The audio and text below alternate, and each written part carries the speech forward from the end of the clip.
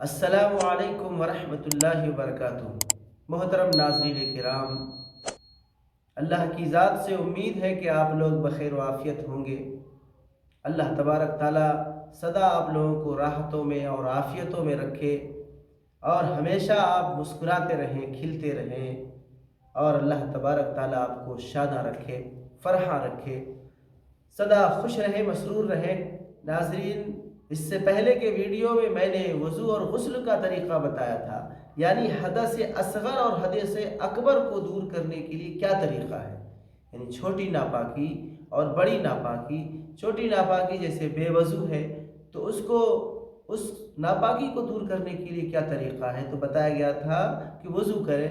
اور اگر بڑی ناپاکی ہے جیسے غسل کی ضرورت ہے تو اس کو دور کرنے کے لیے کیا طریقہ ہے، تو وہ میں نے بتایا تھا کہ غسل کر لیں گے تو بڑی ناپاکی دور ہو جاتی۔ آج میں آپ کو تیمم کے بارے میں بتانا چاہتا ہوں کہ تیمم بھی پاکی حاصل کرنے کا ایک طریقہ اللہ تبارک تعالیٰ نے بتایا۔ چنانچہ قرآن عزیز کے اندر فرمایا اللہ تبارک تعالیٰ نے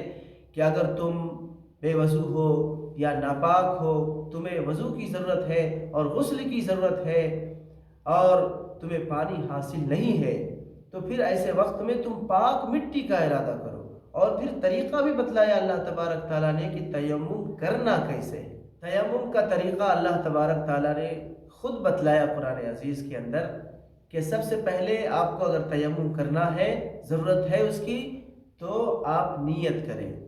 قصد کریں، فَتَيَمَّمُوا صَعِيدًا طَيِّبًا، کہ آپ پاک مٹی کا ارادہ کریں۔ تو یہ پہلی چیز ضروری ہے، فرض ہے۔ یہ پہلی چیز ضروری ہے، فرض ہے، ارادہ کرنا، نیت کرنا۔ اور اس کے علاوہ 2 ضربے ہیں، یعنی 2 مرتبہ زمین پر ہاتھ کو مارنا۔ پہلی دفعہ جب زمین پر ہاتھ ماریں گے تو اگر مٹی نہیں لگی ہے تو ہاتھ کو آگے پیچھے رگڑ لیں،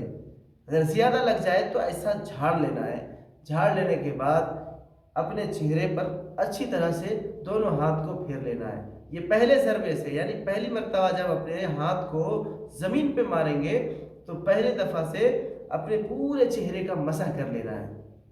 اب اس سے فارغ ہو گئے تو پھر دوسرے ضربہ، یعنی دوسری مرتبہ ہاتھ کو زمین پہ مارنا۔ اگر مٹی لگ گئی تو بہت اچھا ہے، نہیں لگے تو پھر آگے پیچھے کر کے پھر مٹی ہاتھ میں لگا لینا، اگر زیادہ لگ جائے تو جھاڑ لینا۔ جھاڑ لینے کے بعد پھر اب اس ضربے سے کیا کرنا ہے، تو دونوں ہاتھ کا مسح کرنا ہے۔ تو مسح کرنے کا طریقہ یہ ہے کہ اپنے الٹے ہاتھ، جسے بایاں کہتے ہیں، لیفٹ کہتے ہیں، اپنے لیفٹ ہاتھ کی 3 انگلی کو داہنے ہاتھ کے پشت پر ایسا پھیرنا ہے، اور پھر کوہنیوں تک لے جا کر کے پھر اس کو الٹا کر کے اس طرح سے پھیر لینا ہے۔ پھر جب یہ مسح ہو جائے داہنے ہاتھ تو پھر بائیں ہاتھ کا مسح کرنا ہے۔ 3 انگلیوں کو، دائنے ہاتھ کی 3 انگلی کو بائیں ہاتھ کے پشت پر پھیرنا، اور پھر اس کو پلٹ کر کے ادھر کا مسح کر لینا۔ پوری اچھی طرح سے مسح کرنا تاکہ ہر جگہ پورے ہاتھ پر ہاتھ پھر جائے، اور انگلیوں کا خلال کر لینا تاکہ پوری طرح اچھی طرح سے مسح ہو جائے۔ تو یہ طریقہ اللہ تبارک تعالیٰ نے خود فرمایا ہے، بتلایا ہے کہ پہلے ارادہ کرنا اور 2 ضربے مارنا، اور طریقہ آپ صلی اللہ علیہ وسلم نے بتلایا کہ کس طرح سے ضربے مار کے مسح کرنا ہے۔ تو بہرحال یہ تیمم ہے، لیکن یہاں جاننا یہ ہے کہ تیمم کن صورتوں میں جائز ہے اور ہمیں کب کرنا چاہیے، اور کیا کیا صورتیں ہیں ان کے جواز کی، اور کب نہیں کرنا ہے، اور تیمم کس چیز سے ٹوٹ جاتا ہے۔ تو تیمم کرنا اس شخص کے لیے جائز ہے جو پانی پر قادر نہ ہو، اور اب پانی پر قادر نہ ہونے کی 2 صورتیں ہیں۔ ایک تو یہ ہے کہ بالکل میسر ہی نہ ہو، یعنی پانی تو ہے لیکن دور میں ہے، جیسے چاروں طرف سے اطراف میں، یعنی وہ شہر سے باہر ہے، اور وہ شہر سے باہر اس کے آس پاس میں چاروں طرف 1 میل تک کہیں بھی پانی نظر نہیں آتا، پانی کہیں بھی 1 میل تک نہیں ہے، تو ایسی صورت میں وہ تیمم کر سکتا ہے۔ یا پانی تو ہے لیکن اس کو حاصل نہیں کر سکتا ہے، جیسے کنواں ہے، کنویں میں پانی ہے لیکن کنویں سے پانی نکالنے کے لیے اس کے پاس کوئی آلہ نہیں ہے، ڈول نہیں ہے، یا اور کوئی چیز نہیں ہے جس کے ذریعے سے پانی نکال سکے، یا پانی تو ہے لیکن پانی کی جگہ پر کوئی شیر یعنی درندہ بیٹھا ہوا ہے، یا پھر کوئی موذی جانور بیٹھا ہوا ہے کہ اگر وہاں جائیں گا تو وہ اسے ڈس لیں گا یا پھر شیر پھاڑ دے گا، تو اس طرح سے وہ سمجھیے پانی رہتے ہوئے بھی اس کو میسر نہیں ہے، یا پھر پانی ہے لیکن اس پر یعنی اس پانی پر دشمن کا قبضہ ہے، تو ان خوف کی وجہ سے وہ پانی نہیں حاصل کر سکتا ہے۔ تو ایسے وقت میں وضو کے لیے، غسل کے لیے اگر وہ تیمم کرنا چاہتا ہے تو تیمم کر کے نماز پڑھ لے، تیمم کے ذریعے سے وضو بھی حاصل ہو جاتا ہے، اور اگر غسل کے لیے تیمم کرنا چاہ رہا ہے تو اسے غسل بھی ہو جاتا ہے۔ اور پانی پر قدرت نہ حاصل ہونے کی دوسری شکل کیا ہے؟ دوسری شکل یہ ہے کہ پانی موجود ہے لیکن اس کو وہ استعمال نہیں کر سکتا ہے۔ جیسے مثال کے طور پر وہ سخت بیمار ہے، اتنا بیمار ہے کہ اگر وہ پانی چھوئے یعنی پانی کو اگر وہ استعمال کرے گا تو اس کے جان جانے کا ڈر ہے، اس کے ہلاک ہو جانے کا ڈر ہے، یا جسم کے کوئی حصے کا تلف ہو جانا یا نقصان اٹھا لینے کا ڈر ہے، جیسے کہ فالج مار دیں گا، اس کا ہاتھ یا پیر یا جسم کا کوئی حصہ، کوئی عضو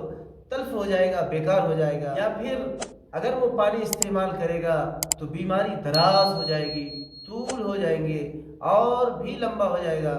تو ان خدشات کی وجہ سے وہ تیمم کر سکتا ہے۔ لیکن یہ بھی یاد رہے کہ آج کل جیسے آلات ہیں کہ وہ پانی کو گرم کر سکتا ہے اور گرم پانی کر کے وہ استعمال کر سکتا ہے، جیسے ہیٹر وغیرہ ہے یا پھر چولہا وغیرہ ہے، گیس کے چولہے ہیں، آج کل تو 2 منٹ میں 5 منٹ میں پانی گرم ہو سکتا ہے۔ تو اگر پانی گرم کرنے پر قدرت حاصل ہے تو پھر پانی استعمال کرنا اس کے لیے ضروری ہوگا۔ یہ جب ہے جب بالکل قادر نہیں ہے، یا قادر تو ہے لیکن اسے استعمال نہیں کر سکتا ہے، جیسے کہ بتایا گیا کہ بیماری کے بڑھ جانے کا ڈر ہے، لیکن اگر وہ گرم پانی کر کے استعمال کرے تو اس سے کوئی بیماری اگر نہیں بڑھتی ہے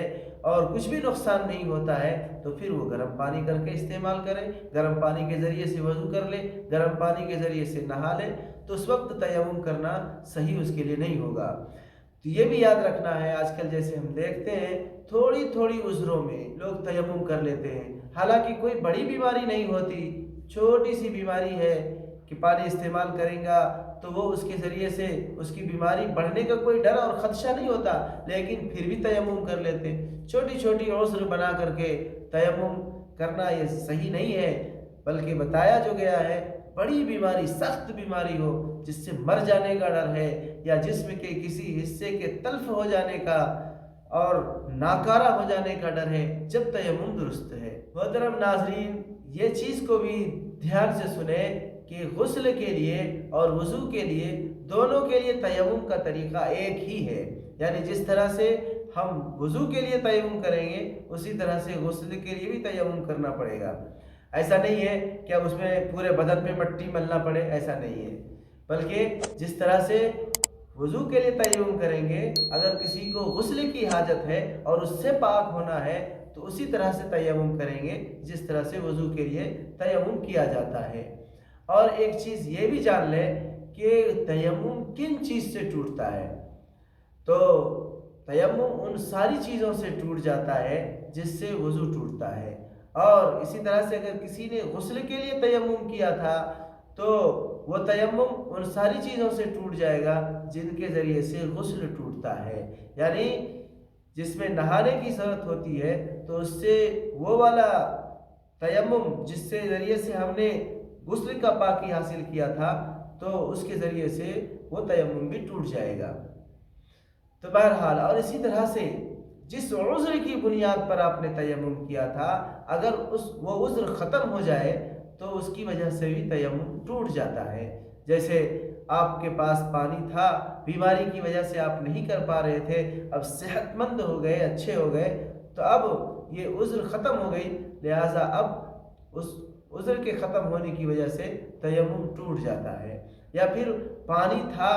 کنواں میں لیکن اس وقت رسی یا ڈول کچھ بھی نہیں تھا جس سے آپ پانی حاصل کریں، اور آپ نے تیمم کر لیا، اب کوئی شخص ڈول لے کے آیا، اب آپ کو پانی حاصل ہو گیا، تو پانی کے حاصل ہوتے ہی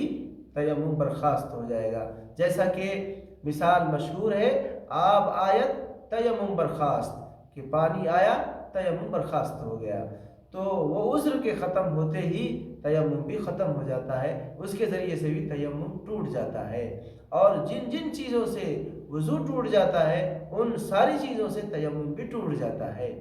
تو یہ چند باتیں تھی تیمم کے سلسلے سے جو میں نے آپ حضرات کے سامنے عرض کیا۔ اللہ تبارک تعالیٰ سے دعا ہے کہ یہ طہارت کے ان سارے مسائل کو اور وضو، غسل اور تیمم کے ان سب مسائل کو اللہ تبارک تعالیٰ ہم سب کو صحیح سمجھنے کی اور اس پر صحیح طور پر عمل کرنے کی توفیق نصیب فرمائے، آمین۔ وما علینا الا البلاغ۔ السلام علیکم ورحمۃ اللہ وبرکاتہ۔